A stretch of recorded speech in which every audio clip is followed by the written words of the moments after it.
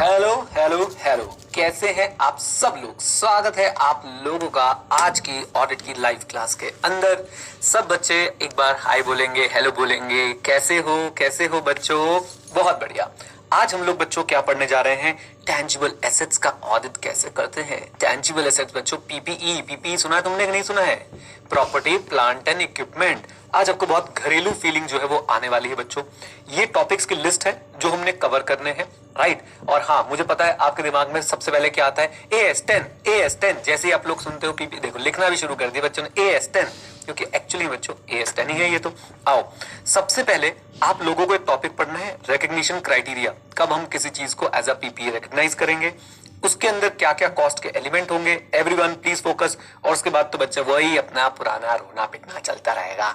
ERCVPND, existence, rights and obligation, completeness, valuation and presentation and disclosure, right.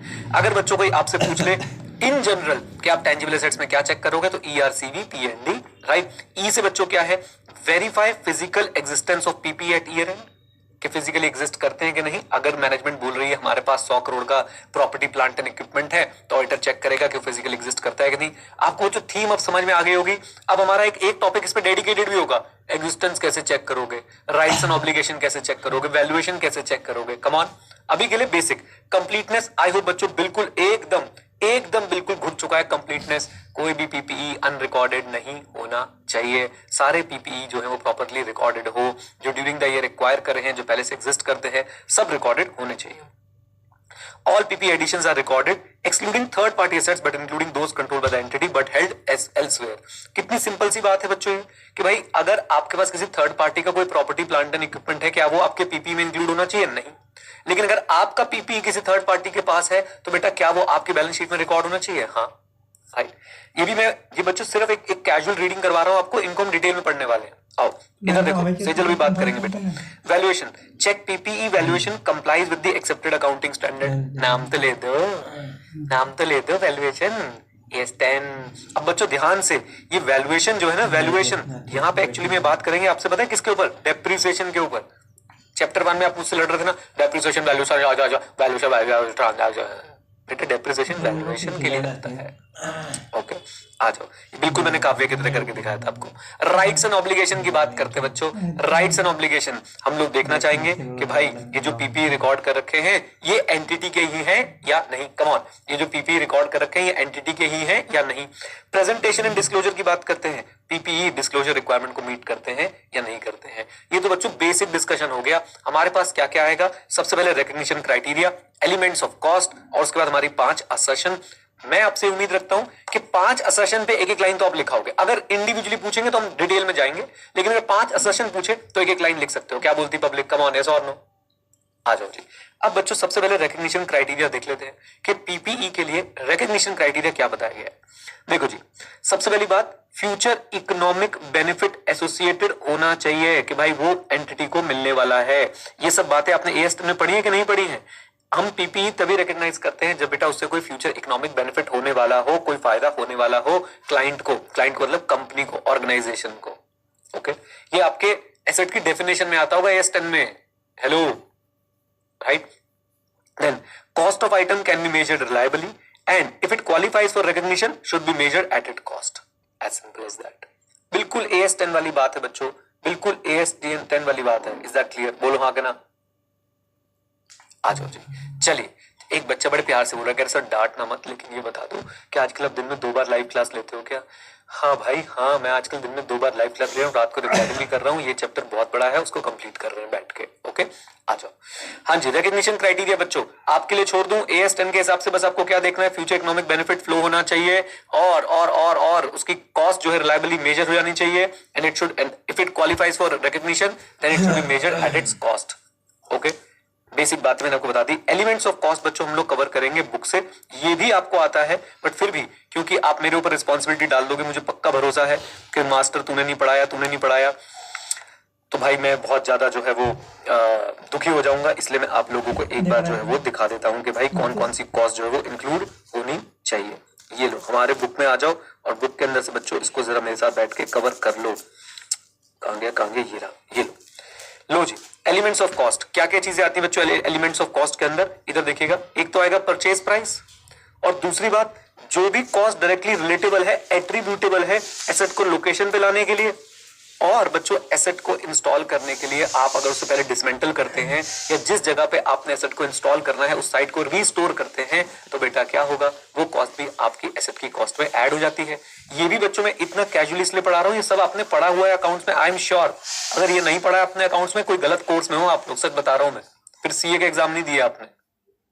Hello, okay तो फिर से एक बार मेरी बात को सुने कि भाई आपकी पीपीई के कॉस्ट के अंदर क्या क्या चीजें आती है। Number 1 purchase price, number 2 cost जो डायरेक्टली एट्रीब्यूटेबल है, किससे एट्रीब्यूटेबल है, in bringing the asset at the location and उसको उस कंडीशन में लाने के लिए जिसमें यूज करना है उसको।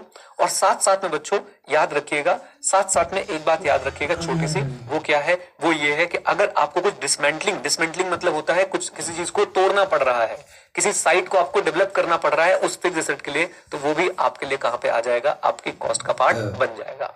देन कौन से कॉस्ट जो है वो डायरेक्टली एट्रीब्यूटेबल होती है, ये सब क्वेश्चन आपसे एग्जाम में पूछे जाते हैं बच्चों, तभी पढ़ा रहा हूं आप लोगों को। इधर देखो, नंबर 1 अगर कोई इंप्लॉय बेनिफिट एक्सपेंस है, यानी सिंपल शब्दों में कोई सैलरी है और वो डायरेक्टली रिलेट करती है किससे, कंस्ट्रक्शन और acquisition of the items of PP.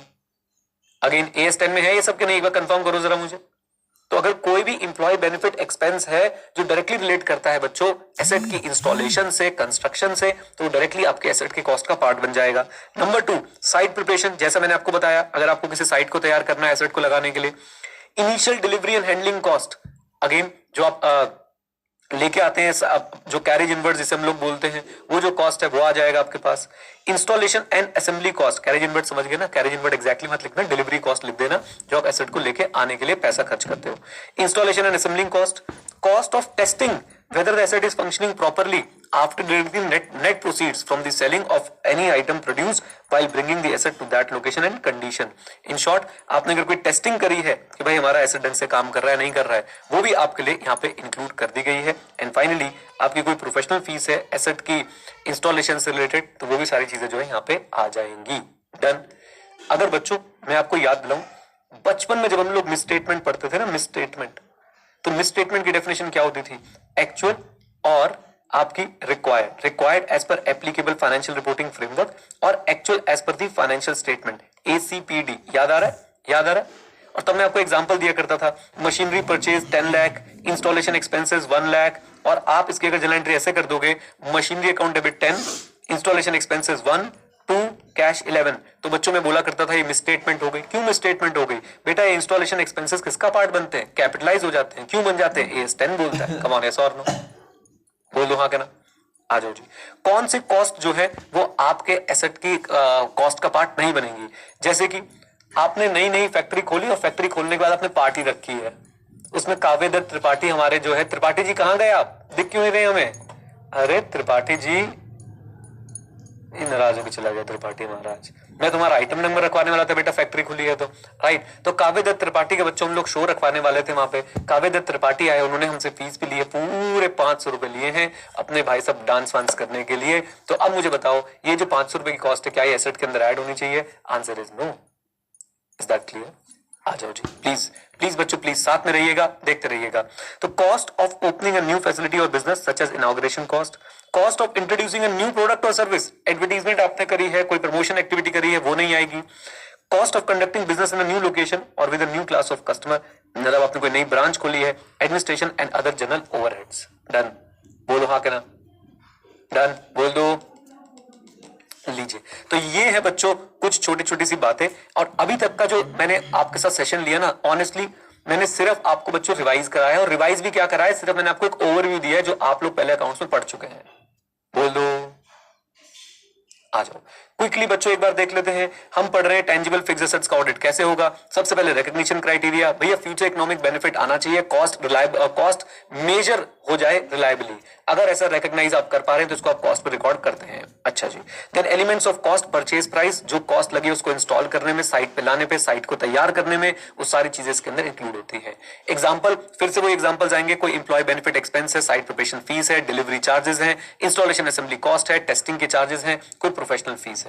क्या क्या नहीं आएगा? कोई इनॉग्रेशन एक्सपेंस है, कोई एडवर्टाइजमेंट का खर्चा है, नई ब्रांच ऑफिस आपने खोली है, या एडमिनिस्ट्रेटिव या जर्नल ओवरहेड्स हैं, ये सारी चीजें नहीं आती हैं। डन। अभी तक तो इतनी बात पड़ी थी। अब आते हैं बच्चों अपने काम के टॉपिक पे, और हमारे काम का टॉपिक क्या है बाबू? हमारे काम का टॉपिक है कि अब आप ये बताओ कि एग्जिस्टेंस कैसे चेक करोगे। आज बच्चों मैंने नोट्स पे और मेहनत करने की सोची और स्ट्रक्चर्ड वे में मैंने बनाए हैं।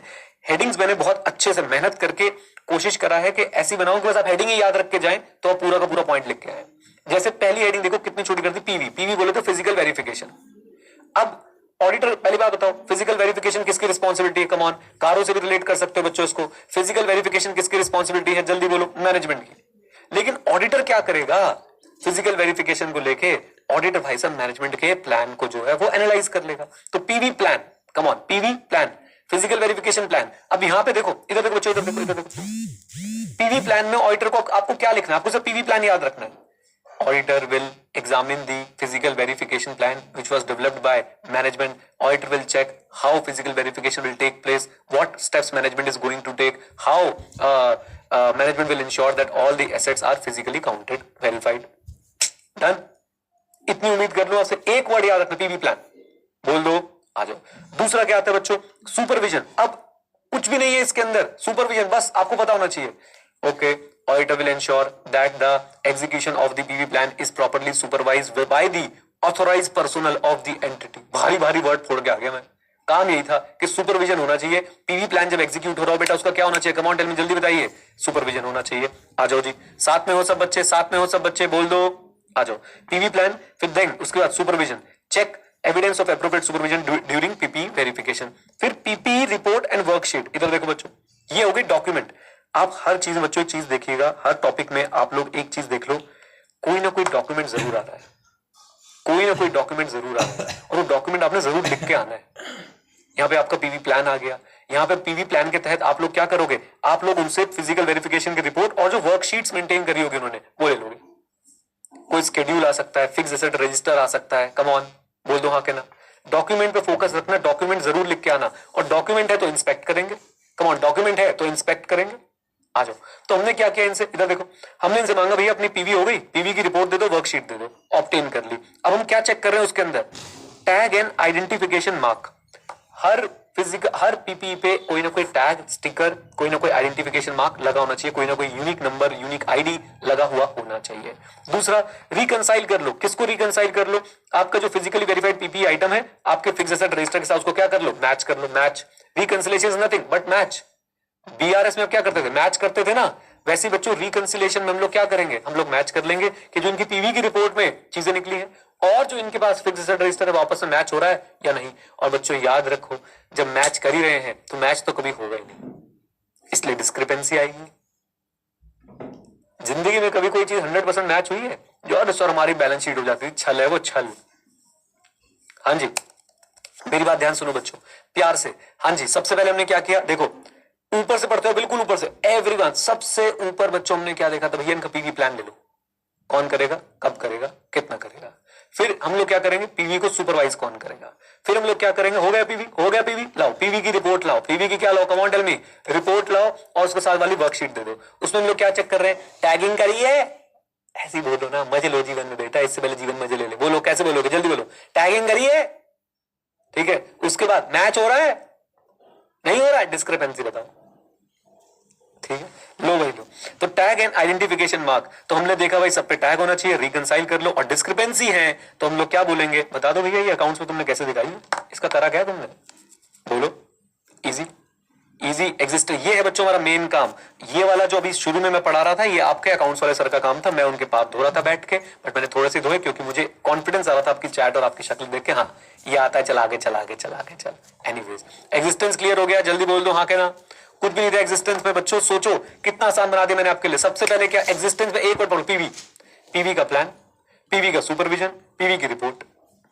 पीवी का प्लान मांग लो, कौन कर रहा है, कब कर रहा है, कितने एक्सटेंट में जाने की कोशिश कर रहे हो। फिर उसके बाद हमने क्या किया? पीवी प्रॉपर्ली सुपरवाइज होनी चाहिए। फिर हमने क्या किया? पीवी की रिपोर्ट लिया, वर्कशीट लिया। हम देखेंगे टैगिंग करिए, ठीक है ना।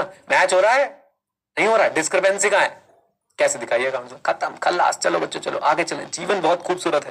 कंप्लीटनेस, सर ये नहीं याद हो सकता। अरे तुम छोड़ो, अभी तुम तोते की तरह बोलोगे इस क्लास के बाद, चिंता मत करो, मैं हूं ना बच्चों, मैं हूं ना। आओ, कंप्लीटनेस, कंप्लीटनेस वाले बताओ चेक क्या करते हैं? All the asset should be recorded, no unrecorded asset should be there, अपने वाले अपने हैं, पराए वाले पराए हैं, बस बात खत्म। और यही तो लिखना है। देखो अब मैं इसको साउथ बॉम्बे में लेके चलता हूँ। All the assets should be properly recorded. All the acquisition of the assets during the year must be properly recorded. There must be no unrecorded property, plant and equipment. Assets which are owned by third party but presently at the client's place must not be included in the PPE of the client. And assets which are owned by the client and are at third party's place must be included in the PPE of the client. Yo Honey Singh. Done. बोला मैंने वही है, पहले जगराते mode में बोला था, फिर साउथ बॉम्बे मोड में बोला है बच्चों। क्या बोलती पब्लिक, है ना? लेकिन आईसीआई क्या कह रहा, आईसीआई कह रहा कुछ तो ऐसा तूफानी करो, मतलब अंदर एकदम डिटेल लिख के आओ। हमने कहा लिख देंगे भाई, टेंशन की बात ही नहीं है। डॉक्यूमेंट जी डॉक्यूमेंट, पीपीई का स्केड्यूल ले लो। सर ये स्केड्यूल की वजह क्या है सर? अरे कुछ नहीं होता स्केड्यूल, ये साउथ बॉम्बे वर्ड है। ओपनिंग कितना था, कितने परचेज करे, कितने सेल कर दिए, क्लोजिंग कितना है, ये है स्केड्यूल। एक डॉक्यूमेंट जिसमें सब कुछ लिखा होगा, बीच में थोड़ी बहुत डेट वेट और डाल देंगे, अमाउंट ढंग से डाल देंगे और थोड़ी बहुत डिटेल्स और डाल देंगे, बन गया स्केड्यूल। तो जाते ही बच्चों ऑडिटर क्या बोलेगा, अरे वो अपना पीपी का स्केड्यूल देना जरा। अब आपको पीपी का स्केड्यूल दे देंगे बेटा, ये देखो, check management PP schedule, opening balance plus addition minus deletion is equal to closing balance and match the closing balance with the books. तो स्केड्यूल को बुक्स मैच कर लेंगे। कम ऑन, मैंने कह रहा हम तो इसे वर्किंग नोट बोलते हैं। हाँ यही है बच्चों, यही है, ये वर्किंग नोट ही है। हाँ जी, पहली चीज बच्चों क्या मांगी जल्दी बताओ, पीपीई स्केड्यूल। उसमें क्या चेक करी, मूवमेंट, और बच्चों फिर उसको हमने अपने जो बैलेंस शीट में रिकॉर्ड में पीपी आ रहा है उससे मैच कर लिया। कंप्लीटनेस चेक हो गई ना, हमने भाई साहब उठाया स्केड्यूल हमने देख लिया प्रॉपर्ली, उसमें दिख रहा है कि नहीं दिख रहा। देन अर्थमेटिकल, अभी मैं इसमें क्या बताऊं, अर्थमेटिकल एक्यूरेसी, बस opening plus closing minus sales is equal to closing. भाई सारे जो है opening plus additions minus sales is equal to closing आ रहे हैं, सारे कैलकुलेशन करके देख लो एक बार। भाई वाह, दिहाड़ी वाला काम कौन करेगा बेटा, जल्दी बोलो जल्दी बोलो। सत्य प्रकाश ने ऐसे हाथ ऊपर किया, फिर उसने कहा नहीं मैं तो नहीं। अरे आर्टिकल तुम ही करोगे, आओ। देन उसके बाद ओपनिंग बैलेंस, मतलब इससे जनरेट नहीं हो सकता। पिछले साल के जो ओपनिंग बैलेंस कैरी फॉरवर्ड करें वो चेक कर लो सही है कि नहीं है। आओ जी, match opening balance with the prior year audited financial statement. आओ बच्चों आओ, इधर देखो 3 पॉइंट तो हो गए। सबसे पहले डॉक्यूमेंट कौन सा मांगा इनसे, भैया पीपी का स्केड्यूल दे दो। स्केड्यूल में क्या देखा, opening plus acquire minus sale is equal to closing and match it with the financial statement figures. Done, PP schedule हो गया, बोल दो हाँ के ना। सेकंड पॉइंट बच्चों हमारे पास क्या है, हमने भैया क्या चेक कर ली, खाली बैठे थे, लाओ कैलकुलेटर, अर्थमेटिकल एक्यूरेसी चेक कर रहे हैं, राइट। और थर्ड चीज बच्चों हम लोगों ने क्या कर ली, बहुत सिंपल सी चीज थी, वो क्या थी, ओपनिंग बैलेंस, राइट। आओ जी आओ, तो देखो सिंपल सी बात है, अपने टेंजिबल एसेट्स की कंप्लीटनेस चेक करनी है तो पाव खाओ बेटा। क्या खाओ जल्दी बताओ, पाव खाओ। पाव खाओ कहां से बेटा, PP schedule, arithmetical accuracy, opening balance. Sound चली गई क्या, हेलो हेलो, अब आ रही है आवाज, आवाज आ रही है, आवाज चेक चेक चेक, हाँ ठीक है, ओके।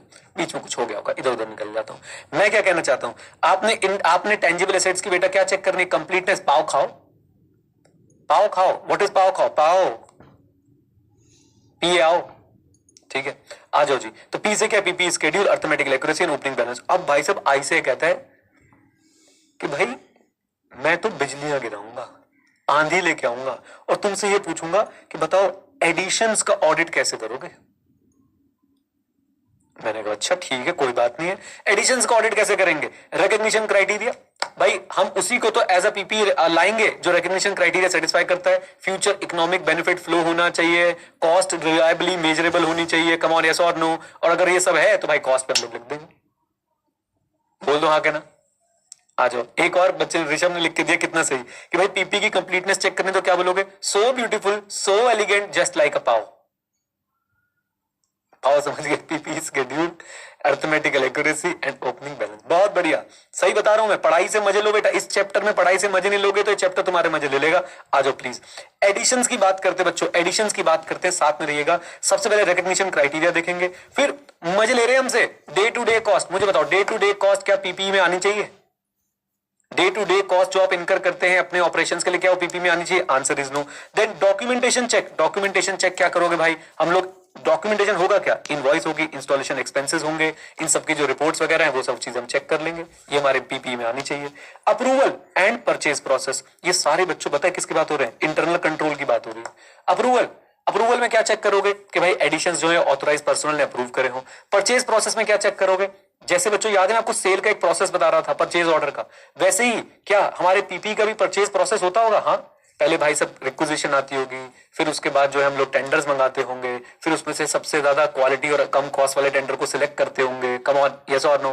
फिर बच्चों उसके बाद परचेज ऑर्डर हम लोग डालते होंगे, फिर उसके बाद भाई साहब वहां से सामान आएगा, फिर उस सामान आने के बाद जो है इंस्टॉल होगा, इंस्टॉल होने के बाद जो है वहां से इनवॉइस आएगा, हम लोग पेमेंट करेंगे, पेमेंट करने के बाद बच्चों हम लोग जो है अपना अकाउंट्स में रिकॉर्ड करेंगे, कम ऑन यस और नो। सामान आएगा तो भाई साहब कोई ना कोई रिसीविंग नोट भी बनेगा, यस और नो। तो बस हमने यही देख लेना है भाई कि परचेज प्रोसेस जो है वो कैसा है और उस परचेज प्रोसेस में कहीं पे कोई रिस्क तो नहीं है। ओके, आइए एडिशंस में बच्चों याद रखें, कोई भी पीपीई तभी आएगा जब भाई साहब वो क्राइटेरिया सेटिस्फाई करेगा, रिकॉग्निशन क्राइटेरिया सेटिस्फाई होना चाहिए। क्या बोलती पब्लिक, बात समझ आती है? डे टू डे कॉस्ट जो है वो नहीं आएगी, डे टू डे कॉस्ट जो है वो नहीं आएगी। क्यों? क्योंकि वो रिकॉग्निशन क्राइटेरिया सेटिस्फाई नहीं कर रही। और उसके बाद तो बच्चों सिर्फ इंटरनल कंट्रोल वाली बातें, डॉक्यूमेंटेशन चेक कर लो, ऑथोराइजेशन चेक कर लो, परचेज प्रोसेस चेक कर लो। क्या बोलती पब्लिक? डन? आ जाओ जी, आ जाओ मेरे साथ बच्चों। तो अब हम क्या बोलेंगे, पीपीई को देख के सारे करो डैप, डैप documentation, authorization, purchase process. PP को देख के मतलब जैसे ही पीपी का रिकॉग्निशन क्राइटेरिया मीट हो जाए और वो डे टू डे कॉस्ट में ना रहो, सारे करो डैप। डैप क्या बेटा, जल्दी बता दो? डॉक्यूमेंटेशन, मेरे साथ बोल लो, documentation, approval and purchase process. Done? Easy easy easy easy, जल्दी बोलो। आ जाओ जी, आ जाओ। एडिशन हमारा कंप्लीट हो गया। डिलीशन में बच्चों क्या होगा, यानी कि सेल के टाइम पे क्या क्या चेक करोगे? Rational, approval, sale process, recording. बातें लगभग लगभग सेम ही है भाई। रैशनल, क्या रैशनल था? Understand the reasons and procedure for PP deletion and disposal. अब रैशनल हो गया, पहले तो थॉट आएगा बेचो बेचो, फिर बेचोगे यानी सेल, हम समझेंगे भाई साहब। और सेल से पहले क्या चाहिए? अप्रूवल, कम ऑन यस और नो। और जब सब हो जाएगा उसकी क्या कर लेंगे? रिकॉर्डिंग। फ्लो में चलो, पहले क्या आएगा? थॉट, यार इस पीपी को बेच देते हैं, बोल दो हाँ कहना, कम ऑन बोल दो। फिर अरे अपने भैया पापा का थोड़ा ना पीपी, अप्रूवल लेंगे सीनियर से, अप्रूवल, अप्रूवल आ गया, फिर क्या करेंगे? कम ऑन, फिर क्या करेंगे? सेल। और जब सेल हो गई तो फिर क्या करेंगे? रिकॉर्ड। याद हो जाता है। डिलीशन डिलीशन डिलीशन में चार बातें क्या देखोगे? रैशनल समझोगे, रैशनल के बाद अप्रूवल लोगे, अप्रूवल के बाद सेल कर दोगे, और सेल के बाद अनुभूति, सेल के बाद रिकॉर्ड करेंगे। रिकॉर्ड रिकॉर्ड, साथ रहो बच्चों। मैं आपको क्या बोलना चाहता हूं देखो, और ये बात दोनों क्लासेस पे एप्लीकेबल है, ऑनलाइन हो या फेस टू फेस हो। याद रखिएगा मेरी बात को जो मैं बोल रहा हूं, ऑनलाइन हो या फेस टू फेस हो बेटा, अगर आप क्लास में इन्वॉल्वमेंट नहीं दिखाओगे आप कभी भी उस क्लास का फायदा नहीं उठा पाओगे। फेस टू फेस में भी अगर सोचो, आप लोग पीछे जाके बैठ गए, बोल ले मास्टर जो बोल रहे, मैं तो मोबाइल पे लगा रहूंगा, मैं तो उनको देखता रहूंगा, मैं तो अपनी क्रश को फॉलो करने आया हूं, या मेरा दिमाग तो कहीं और चलता रहेगा, नहीं बनेगी बात। और सेम बात बच्चों ऑनलाइन में, अगर आप इन्वॉल्व नहीं होंगे तो भाई बात नहीं बनेगी। और इन्वॉल्व होने के लिए आपको क्या करना है, मैं जब आपसे क्वेश्चन पूछता हूं आप उसका आंसर दें, मैं जब आप लोगों को रीडिंग के लिए बोलता हूं आप उसे रीड करें। क्लास में आप लोगों को अट्रैक्ट करने की बहुत सारी जो है वो कोशिश करता रहता हूं, कुछ ना कुछ बोल के, कुछ ना कुछ फनी वॉइसेस निकाल देता हूं भाई तुम्हारे लिए में बैठे बैठे। तो आप लोग बस साथ में इन्वॉल्व हो, इंटरैक्ट करें। छी, गॉड ब्लेस यू। हाँ जी, उसने छीक मार दी। पॉइंट सिर्फ इतना सा है कि आपने इन्वॉल्व होना है, राइट? जब मैं बोलूं रिपीट करना है, रिपीट करें, यस नो पूछूं, यस नो बोले, राइट? खाना भी खा रहे हैं कोई बात नहीं, मुझे पता है कई बच्चे ऑनलाइन क्लास का पूरा लुत्फ लेते हैं कि चलो ब्रेकफास्ट भी साथ में निपटा लेता हूं या निपटा लेती हूँ, एज द केस में भी। तो ऐसे ऐसे तो कर ही सकते हो ना, मन में तो हाँ या ना बोल ही सकते हो ना। मेरा पॉइंट ये है कि ऐसा ना हो जाए looking in London and talking in Tokyo, मतलब दिमाग कहीं है दिल कहीं है, ऐसा नहीं होना चाहिए। Is that clear? बोलो हाँ कहना। आ जाओ जी। हाँ जी, क्या बता, क्या हमें सारे पॉइंट्स याद हो जाते हैं? मुझे बता दो हाँ के ना। सबसे पहले बच्चों हम लोग क्या चेक कर रहे हैं? हम लोग चेक कर रहे हैं भाई साहब पीपीई की कंप्लीटनेस। पीपीई की completeness, so beautiful, so elegant, just like a pav. Pav बोले तो बेटा क्या, पीपीई का स्केड्यूल ले लो, अर्थमेटिकल एक्यूरेसी चेक कर लो, और साथ साथ में लास्ट पॉइंट हमारे पास क्या आता था? वो था हमारे पास ओपनिंग बैलेंस जो है वो आप लोग देख सकते हैं। क्या बोलती पब्लिक? बोल दो आ जाओ। हाँ जी, पीपी की कंप्लीटनेस ऐसे याद रखो, so beautiful so elegant just like a wow. और वाव वाव कैसे याद रखेंगे, कम ऑन मेरे साथ, सॉरी पाव, वाव नहीं वाव, पाव बोलना था। तो हमारे पास पी से क्या आ गया बच्चों, स्केड्यूल आ गया, ए से क्या आ गया, अर्थमेटिकल एक्यूरेसी, ओ से आ गया ओपनिंग बैलेंस, फिर आ गया एडिशन डिलीशन, फिर आ गया एडिशन डिलीशन। एडिशन बच्चों कब करोगे, जब रिकग्निशन क्राइटेरिया सेटिस्फाई करेगा, और डे टू डे कॉस्ट तो रिकग्निशन क्राइटेरिया सेटिस्फाई नहीं करता। सारे करो डैप, डैप से बच्चों क्या हो गया, डॉक्यूमेंटेशन हम लोग देख लेंगे, अप्रूवल देख लेंगे और प्रोसेस देख लेंगे। और सेल तो और भी आसान था, पहले सोच आएगी, फिर सोच के बाद बच्चों हम लोग अप्रूवल लेने जाएंगे, अप्रूवल हो गई तो सेल करेंगे, सेल करेंगे तो उसके बाद क्या करेंगे, लास्ट में क्या करने वाले बेटा, उसकी रिकॉर्डिंग करेंगे। अच्छा, ऑडिटर इन सब में चेक क्या करेगा, चेक कर लो भाई साहब, what was the rational, what was the thought process behind selling और डिस्पोजिंग ऑफ द पीपीई और deletion of the PPE from the financial statements. अच्छा जी, उसके बाद थॉट आ गया था approval, auditor will check whether proper approvals were there for the disposal of the property plant and equipment item. Okay जी, उसके बाद बच्चों हम लोगों ने क्या करा था, सेल। तो भाई सेल प्रोसेस प्रॉपर था या नहीं, उसमें सारे के सारे स्टेप्स फॉलो किए गए थे कि नहीं किए गए थे। रिकॉर्डिंग एप्रोप्रिएट अकाउंट में एप्रोप्रिएट अबाउट से ये रिकॉर्डिंग की गई है एप्रोप्रिएट पीरियड के अंदर या नहीं, क्या बोलती पब्लिक, पक्का कॉन्फिडेंस आ रहा है, जल्दी बोलो। चलिए, ये हो गया बच्चों कंप्लीटनेस। देन हमारे पास बचा ही क्या है, बात छोटी छोटी क्लासें हो रही तुम्हारी, एक बचा बच्चों वैल्यूएशन, एक बचा राइट्स एंड ऑब्लिगेशन। और वैल्यूएशन में तो कुछ हो ही नहीं रहा, वैल्यूएशन में सच में कुछ नहीं कर रहे हैं, डेप्रिसिएशन डेप्रिसिएशन इंपेयरमेंट। डेप्रिसिएशन बच्चों में क्या देखना है कि भाई साहब डेप्रिसिएशन हर एसेट पे जो है वो प्रोवाइड की गई हो, एक्सेप्ट नॉन डेप्रिशिएबल आइटम, जैसे कि आपकी लैंड एटसेट्रा होती है, लैंड ही होती है, बिल्डिंग पे तो डेप्रिसिएशन मिल जाती है, आई होप इतना आपको पता है। डेप्रिसिएशन मेथड हम लोग चेक कर लेंगे कि भाई डेप्रिसिएशन का मेथड जो है वो सही है या नहीं है। एंड फाइनली इंपेयरमेंट क्या होता है बच्चों, आई थिंक आपके सिलेबस में नहीं है, AS28 है आपके सिलेबस में। अच्छा, कुछ बच्चे बोल रहे हैं, कुछ बच्चे बोल रहे पता नहीं, बट कोई बात नहीं बेटा। इंपेयरमेंट सिंपल सी भाषा में अगर आपको बताऊं, अगर आपके पास कोई फिक्स एसेट है और उसकी मार्केट वैल्यू बहुत कम चल रही है उस कॉस्ट से जो आपने रिकॉर्ड कर रखी है, तो एएस बोलता है कि भाई इससे ट्रू एंड फेयर पिक्चर नहीं आ रही है, आप अपनी कॉस्ट को भी यानी अपनी बैलेंस शीट में जो आपने रिकॉर्डिंग कर रखी है उसको भी आप लोग क्या करें, इंपेयर करें और मार्केट वैल्यू से मैच करके रिकॉर्ड करें। देसी भाषा में यही है, कम ऑन, यस और नो। इसे इंपेयरमेंट लॉस भी बुलाया जाता है, AS28 डील करता है। तो इंपेयरमेंट में बस आप एक बात लिख के आओगे ऐसे साउथ बॉम्बे स्टाइल में कि भाई सब इंपेयरमेंट एज पर AS28 अगर होनी थी तो हो गई है या नहीं हुई है। अगर हो गई है तो हम लोग बात करेंगे भाई सब सही हुई है कि नहीं हुई है, होनी थी और नहीं हुई है तो मैनेजमेंट से बोलेंगे क्यों नहीं हुई है। इज दैट क्लियर, बोलो हाँ कर। हाँ जी, मुझे बताइए बच्चों, वैल्यूएशन में तो कुछ है ही नहीं, डेप्रिसिएशन इंपेयरमेंट। डेप्रिसिएशन सबसे पहले हम लोग क्या देखेंगे, भाई सब पे चार्ज हुई हो other than the non depreciable asset. फिर डेप्रिसिएशन में हम लोग क्या देखेंगे कि भाई डेप्रिसिएशन का मेथड जो है वो एप्रोप्रिएट होना चाहिए। फिर हम लोग इंपेयरमेंट में क्या देखेंगे कि भाई इंपेयरमेंट अगर होनी थी तो वो एज पर AS28 हुई है या नहीं हुई है। That's it, finish. छोड़ेंगे नहीं बच्चों, छोड़ेंगे नहीं, इससे बता रहे हैं। आ जाओ जी, राइट्स एंड ऑब्लिगेशन की बात करते हैं बच्चों, मेरे प्यारे प्यारे राज दुलारे बच्चों, राइट्स एंड ऑब्लिगेशन की बात करते हैं। एक बात आपको बताऊं, ये बेटा आसान था नहीं, ये तुम्हारे लिए जो नोट्स बना के लाए हो ना मैं प्यारे प्यारे हेडिंग्स के साथ और जो फ्लो हम लोग बना रहे हैं, ये इसकी मेहनत है। क्रेडिट मत दे देना मास्टर को कभी भी, सारा क्रेडिट अपने पास ही रख लेना है। आओ, राइट्स एंड ऑब्लिगेशन बच्चों, राइट्स एंड ऑब्लिगेशन की बात करते हैं जरा ध्यान से। सबसे पहले राइट्स एंड ऑब्लिगेशन में हम लोग क्या चेक कर रहे होते हैं, ओनरशिप चेक कर रहे होते हैं, ये तो सबको पता है ना। तो सबसे पहले क्या मांगोगे, इनवॉइस।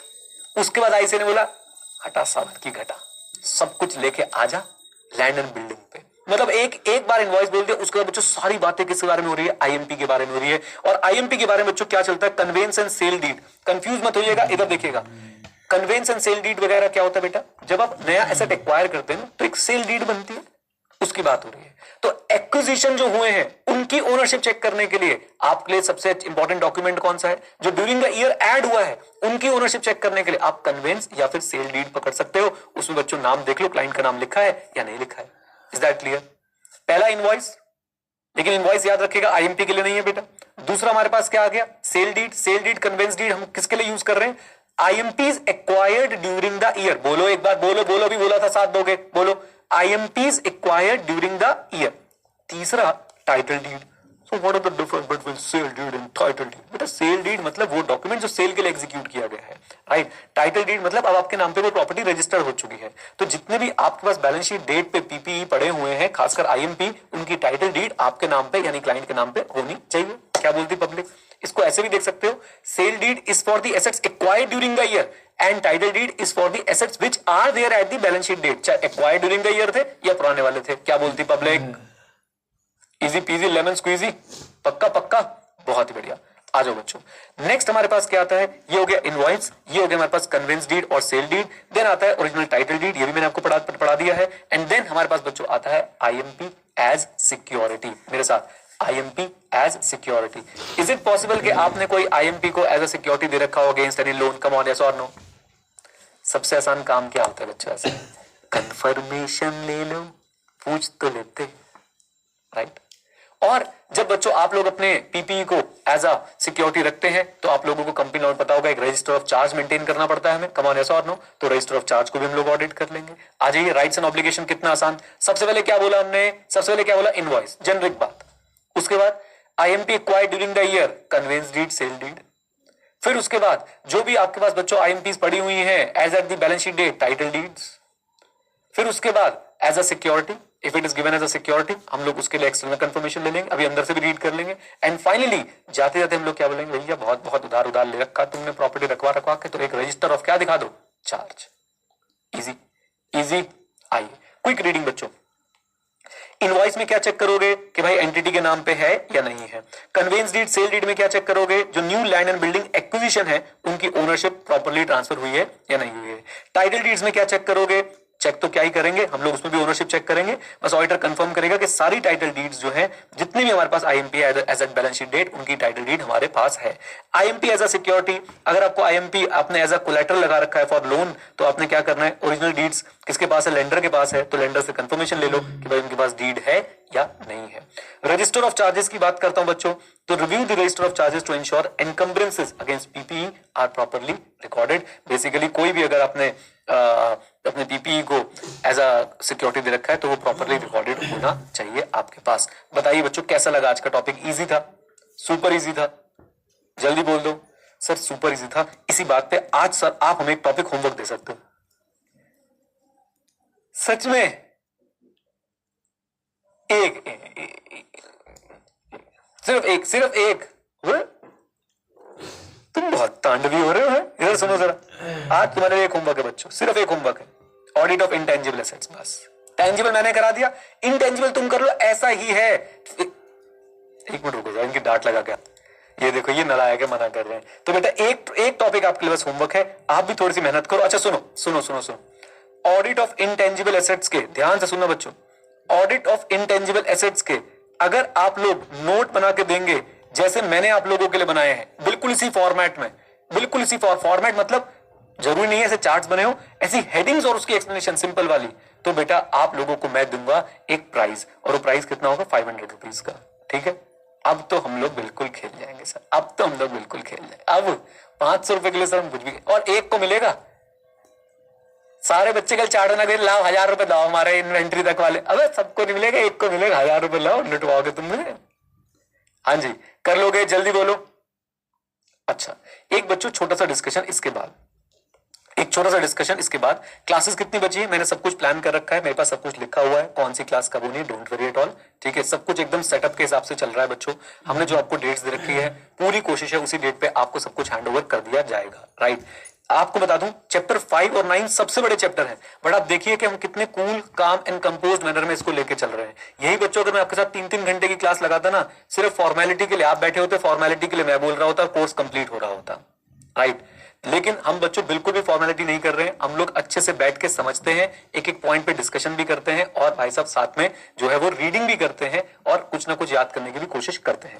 मैं आपको रिवीजन कराऊंगा, लेकिन उससे पहले बच्चों मैं आपके साथ ना कुछ पॉइंटर्स डिस्कस करना चाहता हूं। 2 मिनट दीजिएगा बस मुझे, मैं ज्यादा समय नहीं लूंगा, ज्यादा समय नहीं लूंगा। ये लीजिए, ये बच्चों मैं अपने जो कोर्स के डिस्क्रिप्शन है ना उस पर आ गया हूँ। ठीक है, और इस कोर्स के डिस्क्रिप्शन से मैं आपको दिखाना क्या चाहता हूँ, 1 मिनट और देना बच्चों, मैं इसको ना प्रॉपरली सेटअप कर लूं ताकि मैं कुछ चीजों पे आपके साथ चर्चा कर सकूं। इसको ले आता हूँ राइट ऑफ द स्क्रीन में, इसको ले आता हूँ लेफ्ट ऑफ द स्क्रीन में, आपके चैट को ले आता हूँ अपने पास। ठीक है, 1 मिनट का टाइम दे दो महेंद्र भाई, सुन लो, और मैं रिकॉर्ड भी जानबूझ के कर रहा हूँ। इधर देखो प्लीज, मैंने बच्चों आपको यहाँ पे क्या क्या प्रॉमिस किया था, मैं आपके साथ वो डिस्कशन कर रहा हूँ। क्या कॉन्सेप्चुअल अंडरस्टैंडिंग बच्चों आपको ऑडिट की, जो हमने शुरू के 7 चैप्टर पढ़े, अच्छे से एक एक चीज हमने डिटेल में डिस्कस करी, उस पर कॉन्सेप्चुअल अंडरस्टैंडिंग है आपके पास? मेरे हिसाब से मैंने पूरी कोशिश करी है। ठीक है जी, मेमोराइज कराने की बच्चों कोशिश करी है, अलग अलग मेमोरी टेक्निक्स बना के, चाहे वो ऋतिक रोशन था, चाहे वो बैंक ऑडिट था। राइट, इन्वायरमेंट तो भाई मैं मानता हूं कि हमने एनर्जेटिक रखा है। मैं जस्ट जो मैंने असेशंस दी थी अब मैं आपको आपसे ऑडिट करवा रहा हूं बच्चों कि सारी चीजें कंप्लीट है कि नहीं। राइट, बुक्स एंड नोट्स में हमने क्या क्या दिया है आपको, कलर्ड नोट्स दे दिए हैं, कीवर्ड हाईलाइटेड है, प्रॉपर हेडिंग एंड सब हेडिंग। क्लास रिटन नोट्स, ये बच्चों पिछली बार तक मेरी कमजोरी थी कि मैं क्लास रिटन नोट्स दे नहीं पाता था, लेकिन अब आपने अगर फील किया होगा आपको हर क्लास के नोट्स जो है जो भी मैं क्लास में बनाता हूं आपको मिल रहे हैं। बोल दो हाँ कहना। अच्छा जी, देन उसके बाद क्लास रिटर्न नोट्स के साथ साथ एक चीज बच्चों से मिसिंग है, चार्ट्स की हार्ड कॉपी नहीं मिली है आपको, लेकिन जो भी चार्ट्स मैं आपको बना रहा हूं, जो भी चार्ट्स आपके लिए बना रहा हूं बच्चों, वो आपको सॉफ्ट कॉपी मिल रही है। बोल दीजिए हाँ कहना, कम ऑन, लीजिए। देन उसके बाद अगर आप देखेंगे तो टेस्ट में बच्चों आप लोगों को सेल्फ इवेल्युएटेड टेस्ट जो है वो मिल रहे हैं, सॉफ्ट कॉपी मिल रही है, और आपके फुल सिलेबस टेस्ट भी होंगे, साथ में आपके रेगुलर टेस्ट भी हो रहे हैं बैच में कि नहीं। अभी भी मेरे ख्याल से टेस्ट था 1-2 दिन पहले आप लोगों का। डाउट सपोर्ट में मैं मान रहा हूं मैं टेलीग्राम में थोड़ा सा पीछे चल रहा हूं, I am sorry for that. Telegram में मैं पीछे चल रहा हूं, लाइव क्लास में बच्चों आपको जो डाउट मैं ले सकता हूं वो ले सकते, हम लोग लेने की कोशिश कर रहे हैं। कम्युनिटी डाउट सपोर्ट सिस्टम जो पीयर टू पीयर लर्निंग है, जो बच्चे आपस में बात कर सकते हैं, वो आपके पास अवेलेबल है। बोल दो हाँ कहना। अच्छा जी, किसी को भी बच्चों को दिक्कत हो ना प्लीज यहाँ पे लिख देना, मैंने चैट ओपन कर रखी है। अगर कोई भी आपको लगता हो जो हमने चीज प्रॉमिस करी है और डिलीवर नहीं करी है वो बता दीजिएगा, मैं क्यों कर रहा हूं वो भी आपको बता देता हूँ। प्रैक्टिस टेस्ट बच्चों आप लोगों को मिल गए हैं, प्रैक्टिस टेस्ट मिल रहे हैं आप लोगों को। Mock test with detail evaluation, mentorship session में मैंने आपके साथ एक ले लिया, वैसे तो मैं क्लास के दौरान वो करता ही रहता हूं। बुक्स एंड चार्ट्स आपको मिल रही है। परफॉर्मेंस असेसमेंट सेशन भी बच्चों आप लोगों के जब टेस्ट हो जाएंगे, कुछ सब्सटैंशियल बच्चे टेस्ट देंगे तो हम लोग उस पर जरूर बात करेंगे। कम्युनिटी सपोर्ट है, revision video after every lecture, ये आपको मिला कि नहीं मिला मुझे बताओ बेटा। ये तो भर भर के दिया है हमने, भर भर के। एंड पूरी कोशिश रही है कि किसी भी हाल में बच्चों हम लोग इसको बिल्कुल भी मिस ना करें, हर लेक्चर के साथ में रिकॉर्ड करें। सिर्फ एक कारो का लेक्चर मुझे याद आ रहा है जिसमें मिसिंग है, सिर्फ एक कारो वाला। राइट, चैप्टर 1 की चिंता मत करो, मैंने पहले से रिकॉर्ड करके रखा हुआ है। चैप्टर 2 ऑनवर्ड सिर्फ एक कारो का लेक्चर है जिसमें हमने मिस किया है। राइट, उसके बाद कंप्लीट एग्जाम गाइडेंस आपको मैं देता रहता हूं। एमसीक्यूज मिल रहे हैं आप लोगों को। एमसीक्यूज हमने total MCQs if I am not wrong मैं चेक कर रहा था 350 के आसपास एमसीक्यूज बच्चों हमने अपलोड करे हैं आपके ऐप के अंदर, जिसमें हमारे बनाए हुए एमसीक्यूज, आईसीए के एमसीक्यूज सब है। प्राइजेस आप अच्छा काम करोगे तो मिल जाएगा। Writing practice session, daily writing practice चल रही है आप लोगों की, आपको क्वेश्चंस मिल रहे हैं, उसको हम और इंप्रोवाइज करने की कोशिश कर रहे हैं। एक सेशन मैं सोच रहा हूं आपके साथ मैं लगाऊंगा, राइट, जिसमें मैं आप लोगों को बताऊंगा बैठ के कि भाई कैसे आप लोगों ने एक्चुअली में आंसर लिखने हैं। देन उसके बाद बात करते हैं प्राइस पॉलिसी, आप लोगों को पता ही है और हमने सलाविया भी अनाउंस कर रखी है। देन लैंग्वेज, हमारी सारी चीजें आपको पता ही है। ये चीज बच्चों मैंने आपको क्यों दिखाई, कल ना मैंने एक पोस्ट डाला कि भाई ये चीजें हम लोग प्रोवाइड करते हैं। एक बच्चे ने बोला आप इसमें से कुछ भी नहीं कर रहे हो। मैं हैरान हो गया भाई, मुझे ना बड़ा गिल्ट फील हुआ कि यार हम कहां ऐसा मिस कर रहे हैं। मैंने उससे पूछा भाई मॉक टेस्ट मिले थे? हाँ मिले थे। एमसीक्यूज मिले थे? हाँ मिले थे। फिर क्या नहीं कर रहे हैं? रिवीजन वीडियोस मिली थी? हाँ मिली थी। तो मैं इसलिए बच्चों आप लोगों को सारी चीजें दिखाने की कोशिश कर रहा हूं कि भाई अगर आपको अभी भी लगता है कोई चीज हमने डिलीवर नहीं करी है, 2 चीजों में मैं पीछे हूं, मैं बता रहा हूं आपको, खुद से बता रहा हूं। मैं टेलीग्राम पे बहुत ज्यादा एक्टिव नहीं रह पा रहा हूं, I am really sorry for that, but वो भी सॉर्ट हो जाएगा। जब बैच खत्म हो जाएगा तो मैं भी खाली, तो आपके सारे टेलीग्राम के डाउट्स लिया करूंगा। अभी लाइव में हम लोग उसको कैटर कर ही रहे हैं। दूसरी चीज बच्चों जिसमें मैं पीछे रहा वो ये कि भाई हम चार्ट्स की प्रिंटेड बुक नहीं निकाल पाए, हमने चार्ट्स की आपको सॉफ्ट कॉपी जो है वो दे दी है। मैं क्लियरली बच्चों इसको यहाँ पे एडमिट कर रहा हूं। डन। इसके अलावा आपको लगता है कि भाई कोई भी मेरी तरफ से कमी है प्लीज मुझे बताइए। रही बात सिलेबस कंप्लीशन की, आप बच्चों खुद देखें, जब टेक्निकल चैप्टर्स थे, कॉन्सेप्चुअल चैप्टर्स थे, हम लोग बहुत स्लो चलते थे, आराम से कवर करते थे। अब बच्चों ऐसे चैप्टर्स आ गए, आप इनकी लेंथ देखें। आपको मैं कैसे समझाऊं, कई टीचर्स क्लियरली बोल देते हैं हम चैप्टर नंबर 5 पढ़ाएंगे ही नहीं, हम उनसे तो बेटर ही कर रहे हैं, राइट। और कई भाई पढ़ाते हैं और वो फिर रीडिंग कर रहे हो तो रीडिंग। मेरी कोशिश है मैं आपको रीडिंग ना करा के हर चीज को थोड़ा बहुत कॉन्सेप्चुअली सिखा के कुछ कोड्स बना के आपको इतना तैयार कर दूंगा ब्लैंक ना रहे पेपर के अंदर। सेम अप्रोच बच्चों चैप्टर नंबर 9 के लिए रहेगी मेरी। उसके अलावा किसी भी चैप्टर में हमने अप्रोच नहीं रखी है, बाकी सारे चैप्टर्स हमने अच्छे से कवर किए हैं, बढ़िया तरीके से। डन। बोल दो हाँ के ना। लीजिए, तो भाई जो कहते हैं वो करते हैं, हम भाई पॉलिटिशियन नहीं है कि वादे करके निभाए ना। तो अब अगर देखो, मैं ये नहीं कह रहा कि I am the best teacher, हमने जो बोला भाई हमने उससे ज्यादा ही किया, बट कोशिश हमने पूरी करी और आगे भी करते रहेंगे। अभी तो बहुत कुछ प्रोवाइड करना है बच्चों आपको, अभी तो बहुत कुछ प्रोवाइड करना है आपको, राइट। तो किसी भी तरह के भाई कुछ भी बात बोलने से पहले मैंने तभी आप लोगों की यहाँ पे डिक्लेरेशन ले ली है कि मामला सही चल रहा है कि नहीं चल रहा है, ठीक है जी। अच्छा, देन उसके बाद नहीं, नेगेटिव कॉमेंट्स नहीं, मतलब पता है क्या है, अब अगर किसी बच्चे ने भाई सर्विस अवेल ही नहीं करी, अब वो कह रहा है कि मॉक टेस्ट, भाई अगर आपने मॉक टेस्ट दिए नहीं तो मैं कैसे उसमें हेल्प कर सकता हूं। अब मैं घर आके तुम्हारे मॉक टेस्ट हाथ पकड़ के लिख इसको, राइट। और आपको एक बात और बताऊं बच्चों, मतलब दिल की बात कर रहा हूं मैं इस समय। अगर अब आप लोग जाना चाहते हैं जा सकते हैं, जो लोग जो रुकना चाहते हैं रुक जाए। मैं सिर्फ अपने दिल की बात कर रहा हूं भाई, वो ये कि यार हम अपनी तरफ से कोई कमी नहीं छोड़ रहे हैं, और ना ही कोई टीचर, आप किसी टीचर में दम नहीं है ऐसे बैठ के चेक करवा दे जो बोला था वो दिया है कि नहीं दिया। क्योंकि भाई बोलते सब है लेकिन देते बहुत कम लोग हैं, सच बता रहा हूं मैं आप लोगों को। कोई भी टीचर ऐसा नहीं करेगा कि देखो हमने प्रॉमिस किया था आपको मिल गया, और हमने ओवर प्रॉमिस कर रखा है, कितनी सारी चीजें प्रॉमिस कर रखी हैं आपको, राइट। तो सारी चीजें बच्चों डिलीवर करने की पूरी कोशिश है। यस, नॉट 100%, बट मैं अपने आप को ऐसा तो मानता हूं कि भाई 80 से 90% के बीच में हम लोग डिलीवर कर पाएंगे, है ना। और उतना बहुत है बच्चों, उतना बहुत है। अभी भी आपके साथ बहुत बहुत काम करना है, बहुत काम करना है, और मुझे उम्मीद है कि आप लोग भी इस काम का फायदा उठाएंगे। ओके, सिलेबस कंप्लीशन में मैं खुद बोल रहा हूं 28 तारीख मैंने बच्चों आपको डेट दे रखी है। अगर थोड़ा बहुत ऊपर नीचे हो गया तो प्लीज उसके लिए मैं पहले से भाई माफी मांग के चल रहा हूं, लेकिन कहीं पे भी कमी नहीं छोड़ रहा हूं आप लोगों के लिए, राइट। और इतना तो आप भी समझते हैं कि कोई भी बैच आपने किया होगा, कोई बैच 100% टाइम पे तो कंप्लीट हो ही नहीं सकता कि इस डेट पे बोला तो इसी डेट को मास्टर छोड़ देगा, या तो पहले छोड़ेगा या तो बाद में छोड़ेगा। रीजनेबल एश्योरेंस वाला गेम है, ठीक है जी। अब देखो क्वेश्चन आ रहा है, राइटिंग प्रैक्टिस के क्वेश्चन कहाँ है, प्लीज हेल्प। भाई चिल्ला चिल्ला के बता दिया, राइटिंग प्रैक्टिस के आपके क्वेश्चंस जो है आपको कम्युनिटी सेक्शन में मिल रहे हैं, जाइए देखिए, लिखिए, लिख के पोस्ट कीजिए। ओके, हाँ जी, चलो जी। तो एक बार आप ब्रह्मास्त्र यूज करना भी बता दो, जो फर्स्ट लेक्चर में था क्वेश्चन से। हाँ जी, वो बताएंगे, उसके बारे में चर्चा कर लेंगे। ये लीजिए, यहां तक आपका मामला जो है वो हमने क्या कर दिया है, कंप्लीट कर दिया। कारो आपकी बुक में ही नहीं है, एक्चुअल चैप्टर 8 मेरा पेंडिंग था तभी देखा मैंने। कारो बुक में नहीं है, क्या बात कर रहे हो भाई? भाई कारो बुक में है भाई, बिल्कुल है, कारो बुक के अंदर है, राइट। आप देख रहे हो ये कम्युनिकेशन गैप होता है कहीं। अब वो बुक में कारो नहीं है, अब भाई मुझे पता है आप कुछ नहीं बोलोगे कहीं पे जाके, बट किसी बच्चे लिख दिया इसकी बुक में तो कारो नहीं है। मैं कहां तक जवाब देता फिर भाई, मेरी बुक में कारो नहीं है भाई। अगर कहीं प्रिंटिंग एरर है तो बात अलग है, अदरवाइज भाई आपकी बुक में कारो है, बिल्कुल है, बिल्कुल है, बिल्कुल है, प्लीज चेक कीजिए, राइट। चलिए, एनीवेज बच्चों, काफी सारी चर्चा हो गई आप लोगों से। अब जरा चलते हैं कहां पे, अब चलते हैं बच्चों हम लोग अपनी रिवीजन वीडियो की तरफ। आ जाओ मेरे साथ प्लीज।